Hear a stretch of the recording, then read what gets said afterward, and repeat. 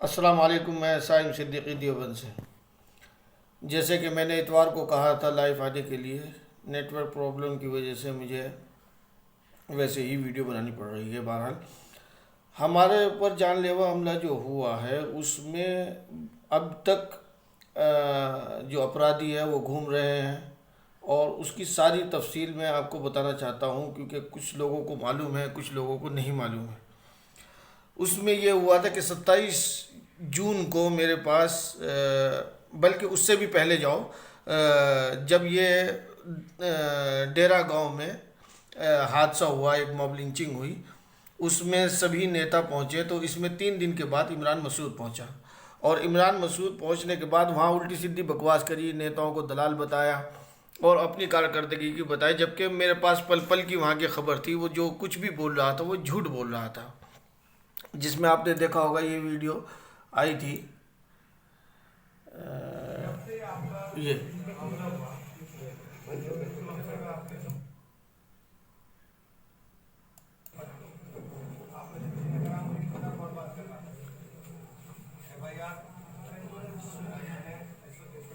ये सब जो कुछ भी बोल रहा है ये सब झूठ बोल रहा है, इसमें इसकी कोई सच्चाई नहीं है। और ये नेताओं को दलाल बता रहा है, ये तो खुद एक दलाल को लिए बैठा है जिसपे ये तीर का निशान है। अभी इसने एक आदमी से, मोहसिन नाम के आदमी से कुछ दलाली के 50,000 रुपये ले लिए थे, ऑडियो भी वायरल हुई थी। तो इस तरह के गुंडों को और दलालों को साथ लेके तो घूमता है ये इमरान मसूद खुद, और दूसरों को दलाल और गुंडा बताता है। तो मुझसे बहुत से लोग ये कह रहे हैं कि नहीं साहिब, तू गलत बात कर रहा है, कि वो तो बहुत बड़ा गुंडा है, उसने तो पहले भी अपनी बीवी के शौहर को मरवा दिया था। लोग मुझे ये भी बता रहे हैं कि उसने और भी मर्डर करवाया जिसमें उसका नाम आया और बाद में सोर्स के ज़रिए या पैसे के ज़रिए उसके नाम निकल गए। एक रुड़की का भी कोई मैटर बताते हैं। तो मैंने कहा कि भाई देखो, ये देखिए, इससे ज़्यादा क्या कर सकते हैं। इससे ज़्यादा मेरे पे अगर और हमला हो जाता और सर फटने में बताइए क्या कमी रह गई थी, भेजा बाहर आने में क्या कमी रह गई थी। तो मैं तो अपनी ज़िंदगी को ख़त्म कर चुका हूँ। अब तो जो भी मैं कुछ कर रहा हूँ वो आप लोगों के लिए कर रहा हूँ, कि ताकि आप लोग इसमें सुधरें और समझें। ये लोग हमारे ही नाम पे नेता बनते हैं और हमें ही ये जो है फिर मरवाते हैं, पिटवाते हैं और उल्टी सीधी हरकतें करते हैं। तो बहरहाल ये हुआ कि मैं आपको तफसील ये बताना चाह रहा था कि मुझे 27 जून को आरिफ है एक गद्दीवाड़े में, पहले सभासद भी थे, उनके भाई दोस्त है मेरे, क्या नाम है, यूसुफ।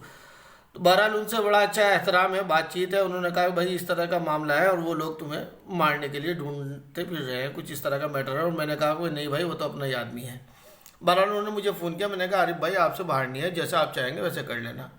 उसमें मैंने फिर भी इसको, ये जो उनके साथ घूम रहा है बना हुआ, ये हारिस हमारे ही वार्ड का एक मेंबर भी है,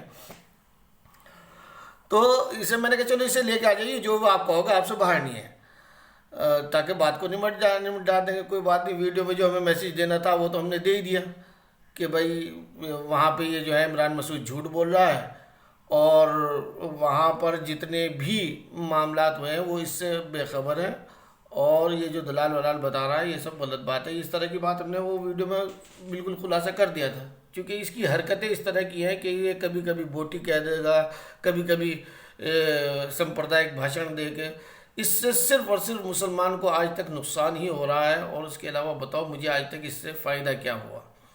तो बहरहाल ये तो किसका मैटर है। तो 27 जून को जब उनका फ़ोन आया तो मैंने उनको हाँ कर दी, उसके बाद वो आए नहीं।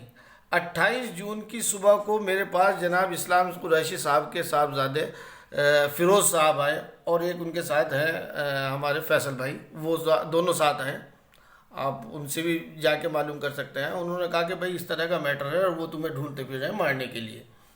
मैंने कहा भाई मैं तो जान हथेली पे लेके घूमता हूँ, मैं तो अपनी जो बात सच है वो सच कहूँगा और सच के सिवा कुछ नहीं कहना। उन्हें मारना है वो मार ले, उनका काम है, उनका गुंडागर्दी है।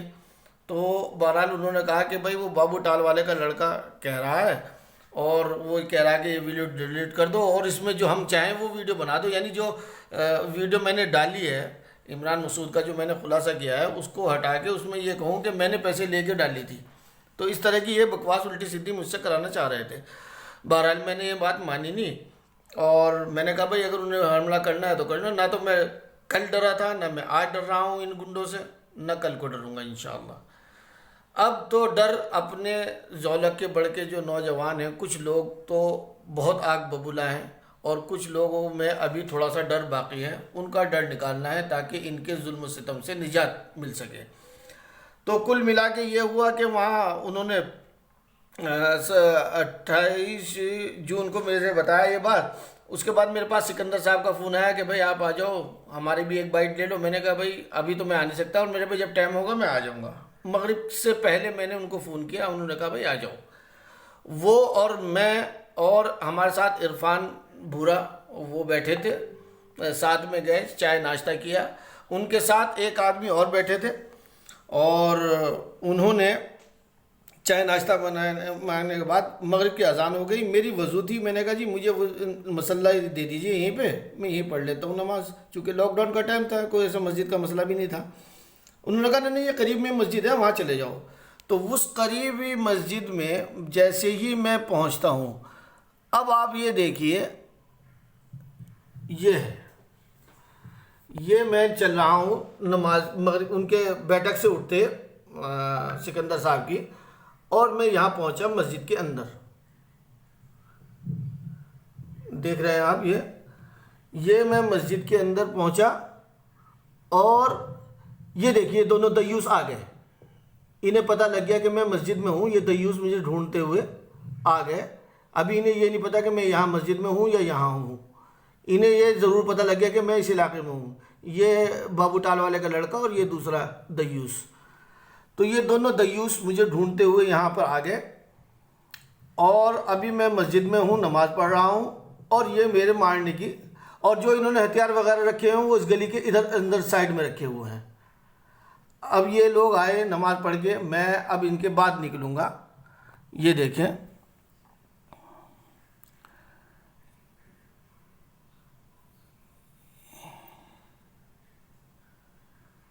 ये देखिए मैं अब जो है आने वाला हूँ, और ये मैं निकला, ये दयूस इधर से चला, बाबू टाल वाले का लड़का। ये दयूस ने मेरे से हाथ मिलाया और ये कहा कि भाई तुम यूँ करके मुझे बहाना करके घर ले जाने की कोशिश कर रहा था। ये मेरे कंधे पे हाथ रखा और यहाँ से इन्होंने मुझे खींचना शुरू कर दिया। अब हमारी शुरू हो गई खींचतानी, क्योंकि इसने रिवॉल्वर लगा रखी थी पीछे, ये जो है पप्पू करके, और इसने जो है यहाँ पे हमारे पे हमला कर दिया। अब ये हमारी खिंचतानी शुरू हो गई, यहाँ पर शोर मचाई शुरू हो गई। अब देखना आदमी निकलने शुरू हो गए। आदमी निकलने जैसे ही शुरू हुए, देखिए ये वहाँ हमारी मारपीट चल रही है। वो जितना जुल्म कर सकते थे उन्होंने किया अपनी शिद्दत के साथ, और मुझे जितना बचाव करना था मैंने अपने बचाव में किया। बहरहाल इसकी आवाज़ जो है लोगों में पहुंच रही थी, लेकिन चूँकि गली सुनसान थी और कुछ लोग जो खड़े तमाशगीन बने हुए थे। ये देखिए, ये इसे मालूम है ये कौन है, ये मैं जानता नहीं, इसे मालूम है कि वहाँ ऐसा हो रहा, लेकिन ये चेहरे पे दाढ़ी लगा के उसके बाद भी इसको शर्म नहीं आई कि भाई ये इसमें कुछ करे। बहरहाल मॉब लिंचिंग इसी तरह से होती है। ये भूरे भाई आए थे भागे हुए और ये सिकंदर साहब को लेके जा रहे हैं यहाँ से, और ये एक एक लफ्ज़ जो बोलूँगा सच बोलूँगा और सामने सबूत के साथ। ये देखिए यहाँ पे सिकंदर साहब पहुँच गए। हमारे यहाँ जो है मैंने उनका जो औजार था वो पकड़ रखा था। खैर उनके आते ही, और एक साहब और थे दाढ़ी वाले, उनका नाम मैं जानता नहीं, उन्होंने भी बीच बचाव किया था, और उसमें जो है ये मुझे लेके आ गए। वो लोग दयूस दोनों भाग गए इधर से। हमने पुलिस को फ़ोन किया, पुलिस को फ़ोन करने के बाद हम थाने चले गए और वहाँ जाके हमने रिपोर्ट करी और अपनी कार्रवाई शुरू हो गई मेडिकल के लिए। वहाँ भी कुछ लोग पहुँचे कि जी ये तो यूँ हो जाएगा वो हो जाएगा। बहरहाल हमने वो बात नहीं मानी और उसमें जो है केस दर्ज हो गया और अपना कानूनी कार्रवाई चल रही। तो मैं एक बात तो उन दोनों दयूसों से ये कह देना चाहता हूँ कि मैं जब चाहूँ बीच बाज़ार में तुमसे अपना बदला ले सकता हूँ, लेकिन मैं कानून का एहतराम कर रहा हूँ। कानून के ज़रिए चलना चाहता हूँ। तुम जैसा मुजरिम नहीं हूँ मैं कि तुमने कई मर्डर करके अपने आप को फ़ख्र समझ रहे हैं। ये कोई फ़ख्र की बात नहीं है और ये शर्म की बात है उन सब लोगों की जो तुम्हें अपने पास बैठाते हैं या तुमसे ताल्लुक़ रखते हैं, क्योंकि तुम एक इंसान को कत्ल करना पूरी इंसानियत को कत्ल करने के बराबर है। तुम लोग चाहे जितने भी बड़े बदमाश हों, मुझे इससे ज़्यादा और क्या मार दोगे जो तुमने मुझे मार दे दी। और इमरान मसूद इन्हीं के घर में बैठ के चाय पीता है, होका पीता है, सब कुछ मालूम होने के बाद, और ये लोग उसके साथ फ़ोटो खिंचवा के फ़ख्र महसूस करते हैं। कितने अफसोस की बात है। और अफसोस की बात यही नहीं, अफसोस की बात यह है कि जनाब MP साहब से लेके विधायक, पूर्व विधायक माजिद अली, आपका सिकंदर गौड़, सलीम कुरैशी, कलीम कुरैशी, ज़ियाउद्दीन और जमाल अंसारी, सभी लोग इनको जानते हैं कि ये क्रिमिनल हैं, लेकिन फिर इनकी जानकारी के बाद भी ये लोग पनपते हैं। तो इसका जिम्मेदार और इसकी शर्मिंदगी किसको होनी चाहिए। यहाँ तक कि हमारे उलमाए कराम भी जानते हैं कि बाबू टाल वाला एक बदमाश है, नामचीन भूमि माफिया है और उसका लड़का अब उसके नक्शे कदम पे चल पड़ा। अब हमें इसको यहीं रोकना होगा।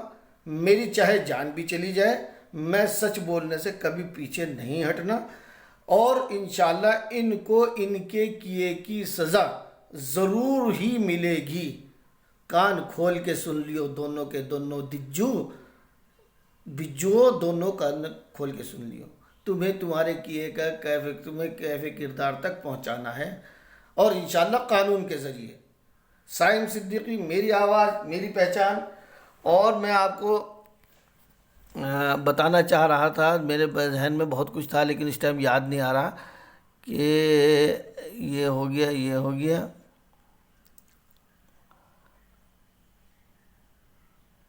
इसके बाद बता रहा था मैं,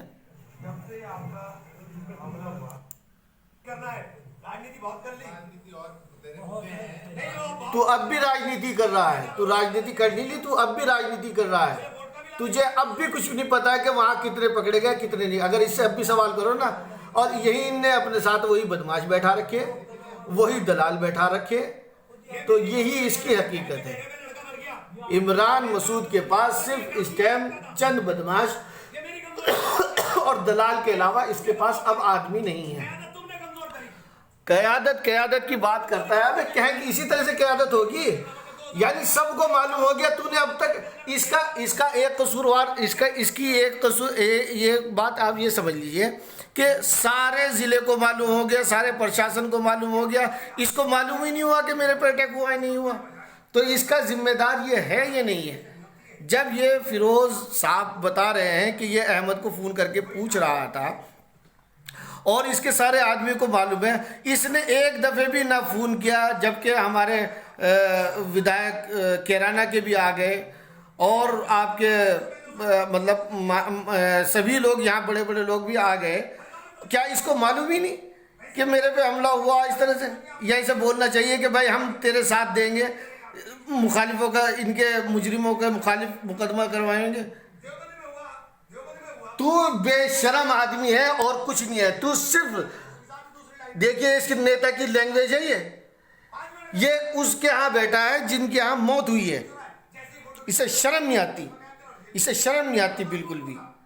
शर्म कर इमरान मसूद, शर्म कर। तू क़यादत, तूने कुछ मुकदमा नहीं लिखवाया, तू झूठ बोल रहा है, तू झूठ बोल रहा है, तेरा कुछ नहीं कराया। ये जो है जितनी बात करता है सब सियासी बात करता है। अब इनका काम सिर्फ ये रह गया कि हम कौन सा इलेक्शन किसको किस तरह से कितने पैसे लेके हराएं। इनकी सिर्फ सियासत ये रह गई है। बहरहाल हमें खूब सोचना समझने की ज़रूरत है।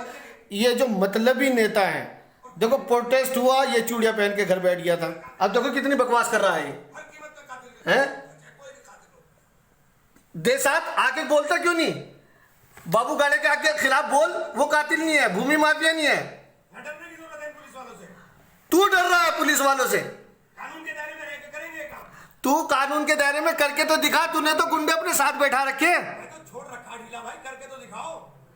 हाँ तुझे ढीला छोड़ रखा, इतना बड़ा मार के तू तो बहुत बड़ा फला तूने। ऐसे करके दिखाओ ये, लेकिन दिखा रहा, तस्वीर देखो हो क्या रही है। तेरी तस्वीर देख ले क्या हो रही, तूने अपने बराबर में बैठा रखा गुंडा। बराबर में मुजफ्फरनगर हाँ देख तूने जिसकी तरफ इशारा किया वही गुंडा, आज भी नहीं आई, पूरी वही गुंडा है। घुमाऊं मैं, पूरी बात। अरे तू बकवास कर रहा है, सिर्फ झूठ बोलता है और कुछ नहीं करता है तू, देवन कहता रहा गाँव के अंदर। कुछ नहीं करता तू, सिर्फ चूड़िया पहन के घर बैठता है। चाहे